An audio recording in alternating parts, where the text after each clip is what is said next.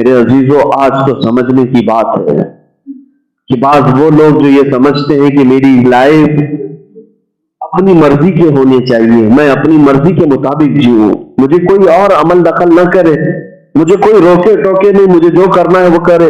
یہ تو وہ ظالم کفار کہیں گے جن کا ایمان نہیں ہے، انہیں زنا کرنے میں بھی شرم نہیں آتی، شراب پینے میں بھی شرم نہیں آتی، ان کے ہاں کوئی طور طریقہ تو نہیں، جنگل کی طرح جانوروں کی طرح جینے کو انسانی زندگی سمجھتے ہیں۔ تم کہاں ان کے پیچھے پڑ گئے، تم کہاں ان کی ابتدا میں لگ گئے؟ وہ تمہارے لیے نہ نمونہ عمل تھے نہ ہوں گے۔ اگر تم نے خواہشات ان کی وجہ سے بنائے ہیں تو آج ہی توبہ کرو اور نکل آؤ اس زندگی سے۔ اعلیٰ حضرت فاضل بریلوی رضی اللہ تعالیٰ عنہ نے ان کو یہ تنبیہ کرتے ہوئے بیان کیا، جو کہتے ہیں نا ہماری زندگی ہے، ہماری اپنی لائف ہے، شارٹ لائف ہے، اس کو انجوائے کرو، جیو۔ انجوائے کرو کا مطلب کیا ہے؟ تمہاری اپنی زندگی ہے، اگر اپنی زندگی ہے تو تم بڑا گھٹا کیوں نہیں لیتے اپنی زندگی کو؟ جب چاہو مرو، جب تک چاہو جیو، ایسا کیوں نہیں کر سکتے؟ پتا چلے گا تمہیں کہ لائف تمہاری اپنی نہیں ہے، یہ کسی کی دی ہوئی ہے اور کسی کے لیے دی ہوئی ہے۔ زندگی یہ نہیں ہے، زندگی یہ نہیں ہے کسی کے لیے، زندگی ہے نبی کی، نبی کے لیے۔ نہ سمجھ مرتے ہیں زندگی کے لیے، ارے جینا مرنا ہے سب کچھ نبی کے لیے۔ اعلیٰ حضرت نے ہمیں یہ پیغام دیا، دہن میں زبان تمہارے لیے، بدن میں ہے جان تمہارے، ہم آئے یہاں تمہارے لیے، اٹھے بھی وہاں۔ ہاں، مجھے اب یہاں پر بات یاد آتی ہے، ہم نے آگ میں کودنے کا اعلان کیا، شاید ہو سکتا ہے یاد، کسی ایک پاکھنڈی خبیث کو ہم نے للکارا اور اس نے کہا تو آگ میں کودیں گے۔ کچھ لوگوں کو اس بات کا اعتراض تھا کہ مفتی صاحب آپ ایسے خودکشی کرنے جائیں گے، خودکشی ہو جائے گی، آگ میں کودنا کیا ہے؟ ارے اپنی جان دے رہے ہیں آپ، آگ میں کودیں گے مر جائیں گے، یہ کیسے اسلام اس کی اجازت دیتا ہے؟ کچھ لوگوں کی طرف سے اعتراض تھا۔ میرے استاد گرامی نے ہمیں سینہ تپا کر کے کہا، بیٹا ان کو جواب دینا کہ آگ میں کودنا ہو یا جان دینا ہو، ہم کسی لیلا اور مجنوں کے قصوں پر جان نہیں دے رہے، کسی دنیاوی محبوب اور دنیاوی عاشق کے طور پر دنیا سے نہیں جا رہے ہیں، بلکہ ہم ان کے لیے جان دینے کی بات کر رہے ہیں۔ جان دی ہوئی اسی کی تھی۔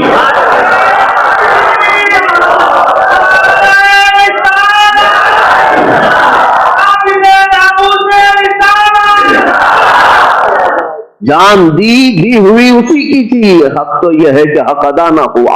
صحابہ حضور کے لیے جان دیتے تھے تو کیا وہ خودکشی کرتے تھے؟ اور خودکشی کی بات تمہارے دماغ میں کہاں سے آئی؟ ہم نے تو سوچا بھی نہیں تھا، اور ہم نے اپنے بزرگوں سے بچپن سے سنا تھا۔ تاجدار اہل سنت حضور مفتی اعظم ہند رضی اللہ تعالیٰ عنہ نے ہمیں یہ سکھایا تھا، یا رسول اللہ یہ ایک جان کیا ہے اگر ہوں کروڑوں، تیرے نام پہ سب کو وارا کروں میں، حبیب خدا کا نظارہ کروں میں، دل و جان ان پر نثارہ کروں میں۔ اور ان کے والد گرامی اعلیٰ حضرت کیا کہتے ہیں، کروں تیرے نام پہ جان فدا۔ جان فدا کرنے کا مطلب کیا ہے؟ جان دینا، حضور کے لیے جان دینا۔ اگر خودکشی ہوتی تو یہ ہمارے بزرگان دین کبھی تمنا ایسی نہیں کرتے، یا رسول اللہ کروں تیرے نام پہ جان فدا، نہ بس ایک جان دو جہاں فدا، اور دو جہاں سے بھی نہیں جی بھرا، کروں کیا کروڑوں جہاں نہیں۔ اگر کروڑوں جہاں ہوتے یا رسول اللہ، سب آپ کے قدموں پر ہم وار دیتے۔ اب زندگی اسی کا نام ہے میرے عزیزوں، آج سمجھ لو، ان کی رضا کے مطابق جینا یہی ایمان ہے، یہی دین ہے اور یہی زندگی ہے، اور نہ بھٹکتی ہوئی لاشیں ہیں، یہ چلتی پھرتی لاشیں ہیں اگر نبی پاک کی رضا کے مطابق نہیں جیتی۔ دین کا جینا بھی بیکار ہے، فضول ہے۔ لہذا کبھی کاؤنٹ کرنے پر آئے تو خواہ کیڑے مکوڑوں کی کاؤنٹنگ نہیں کرنی چاہیے۔ تعداد جو ہے، کبھی لوگ کہتے ہیں نا یہاں اتنے لوگ ہیں وہاں اتنے لوگ ہیں، میرا اپنا مشورہ یہ ہے کہ جب گنا جا رہا ہو شیروں کو تو کتوں کی اور بھیڑ بکریوں کی تعداد کا ان کا کاؤنٹ نہیں ہونا چاہیے۔ اسی طرح سے میں کہتا ہوں تعداد سے کچھ نہیں ہوتا، اگر آپ ایمان والے ہیں تو انہی ایمان والوں سے سب کچھ ہوگا۔ قرآن نے وعدہ جو کیا ہے، کان حقا علینا نصر المؤمنین، اللہ فرماتا ہم نے اپنے اوپر لازم کیا ہے کہ اگر مدد کریں گے تو ایمان والوں کی مدد کریں. اے مسلمانوں بتاؤ کیا اللہ تعالیٰ کی طرف سے جھوٹ بات آ سکتی ہے؟ جب اس نے یہ وعدہ کیا ہے تو مدد کرے گا، ضرور کرے گا. اب یہاں پر میں آپ کو بتانا چاہتا ہوں ایک اور بات ہمیں ذہن میں یہ آئی تھی کہ آگ میں جانے کی بات کر گئے، اتنی بڑی بات ہوتی ہے، اس میں جلنے کا اندیشہ، مرنے کا اندیشہ، ختم ہونے کا اندیشہ، سب کچھ ہے، سارے اندیشے اپنی جگہ پر. ایک حدیث میں نے پڑھی تھی، میرے آقا صلی اللہ تعالی علیہ وسلم نے ارشاد فرمایا کہ اگر ایک کانٹا بھی میرے کسی امتی کے تلوے میں چبھے تو اس کے درد کا احساس مجھے بھی ہوتا ہے. کون کہہ رہا ہے؟ میرے آقا صلی اللہ علیہ وسلم. حضور فرماتے ہیں اگر تمہارے قدم میں کانٹا بھی چبھے تو اس کا درد مجھے ہوتا ہے. ارے نادانو، جس رسول کو امتی کے قدموں میں چبھنے والے کانٹے کا احساس ہوتا ہے، اگر ان کا کوئی غریب امتی ان کے نام پر کہیں آگ میں جائے تو کیا وہ نبی مدد کے لیے نہیں تشریف لائیں گے؟ کیا وہ رسول پاک صلی اللہ تعالی علیہ وسلم اپنی دعائے خیر سے نہیں نوازیں گے؟ اللہ تعالیٰ کی مدد نہیں آئے گی؟ آئے گی. اب آپ کو میں یہی کہنا چاہتا ہوں، خواہشات تو بہت ہیں، خواہشات اتنی ہیں کہ ہر خواہش پہ دم نکلے. پھر بھی یہ ہے کہ خواہشات کے ساتھ پوری عمر ختم ہو جائے گی، خواہشات پوری ہو نہیں پائے گی. اس کا علاج ایک ہی ہے کہ سب خواہشات کو ایک طرف کرو، ایک طرف کرو اور اس کی مخالفت کرو. جینے کی ہوس رکھو گے تو خوف دل میں بڑھتا چلا جائے گا.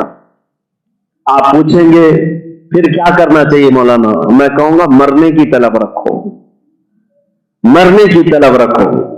خودکشی کے ذریعے سے نہیں، پھانسی لگا کر کے نہیں، اللہ کی راہ میں شہادت کے طریقے پر.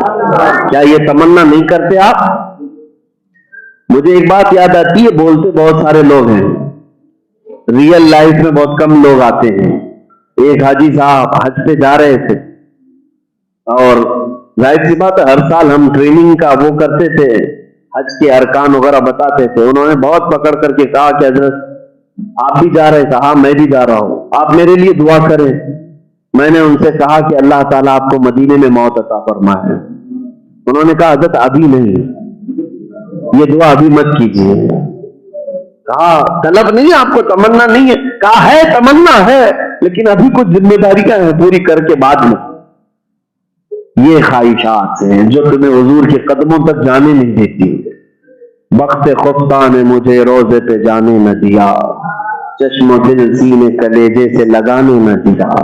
بخت خفتہ کس کو کہتے ہیں؟ یہ سویا ہوا نصیبہ. وہ مفتی اعظم ہند کا نہیں تھا، وہ تو ان کی عاجزی وہ انکساری تھی. لیکن ہزاروں کو ہم نے دیکھا ہے بخت خفتہ نے روزے پہ انہیں جانے نہ دیا، یعنی خواہشات کو قربان نہیں کر سکے. اس کا ایک ہی علاج ہے، موتو قبل ان تموتو، مر جاؤ اس سے پہلے کہ موت آئے. اور میں اکثر جگہوں پر یہ کہتا ہوں، اب حالات اس قدر تیزی سے تبدیل ہو رہے ہیں میرے عزیزوں، میں اپنی گفتگو اب حالات کے تناظر پہ آپ کے سامنے کرتا ہوں. اس قدر تیزی سے حالات بدلتے جا رہے ہیں کہ ہر جگہ کتے ننگے ناچنا شروع کر چکے ہیں. ظالموں کے ہاتھ میں تخت و تاج ہے اور ساری چیزیں ان کے پاس اختیارات میں آئی ہیں، تو یہ بھوکے بھیڑیوں کی طرح سے اسلام اور مسلمانوں پر حملہ آور ہو چکے ہیں. تو ایسے حالات میں آپ کیا کرو گے؟ کب تک ان سے نظریں چرا کر کے اپنے اندرونی قلعوں میں بیٹھنے کی کوشش کرو گے؟ کب تک بھاگو گے ان سے؟ مصلحت اور حکمت کی باتیں کب تک کرو گے؟ میرے عزیزو، اس کا ایک ہی علاج ہے، ان ظالموں کی آنکھوں میں آنکھیں ڈال کر کے کہو کہ ڈراؤ اسے جسے جینے کا شوق ہے، ڈراؤ اسے جسے جینے کا شوق ہو. ہم مومن ہیں، ہر رات یہ سوچ کر سوتے ہیں کہ کاش ملک الموت آ جائے، ہماری روح قبض کرے اور ہمیں ہمارے مصطفیٰ سے ملاقات کرائے. ہمیں اپنے نبی پاک کی زیارت کی تمنا ہے تو جینے کی ہوس نہ رکھو، اور جو جتنی جینے کی ہوس رکھتا ہے وہ اتنا ہی خوف زدہ ہوتا ہے، ڈرتا اتنا ہی ہے. کچھ نہیں ہوگا میرے عزیزو. جب تم کچھ نہیں تھے اللہ نے آج تمہیں سب کچھ بنایا. تم اپنے بچوں کو سوچ رہے ہو، میرے چھوٹے بچے ان کا کون ہوگا؟ पैदा तुमने नहीं किया, अल्लाह ने किया है। तुम नहीं खिला रहे, वो अल्लाह रज़्ज़ाक़ है। वो जब चूंटियों को उनके सुराख में रिस्क दे सकता है तो तुम्हारे बच्चों को क्या वो आवारा छोड़ेगा? आज तक दुनिया में कोई यतीम बच्चा भूखा मर नहीं गया, सबको अल्लाह रिस्क दे रहा है। तो ये सिर्फ शैतानी ख्याल आता है मेरे बाद क्या होगा? कुछ नहीं होगा। न तुमसे दुनिया चल रही है, न तुमसे निजाम चल रहा है। तुम तो दुनिया में आए हो, लेकिन अगर काश मुस्तफा करीम के नाम पर बेखौफ और खतर जियोगे तो इंशाअल्लाह मौला ताला कयामत तक तुम्हारी नस्ल की हिफाजत करेगा, कयामत तक तुम्हारी नस्ल की हिफाजत फरमाएगा। तुम सिर्फ अपने बच्चों की सोच रहे हो, मेरे बच्चों का क्या होगा? कुछ नहीं होगा। जो नाम मुस्तफा पर जाते हैं, ये रब्बे जुल जलाल उस घराने की भी हिफाजत फरमाता है।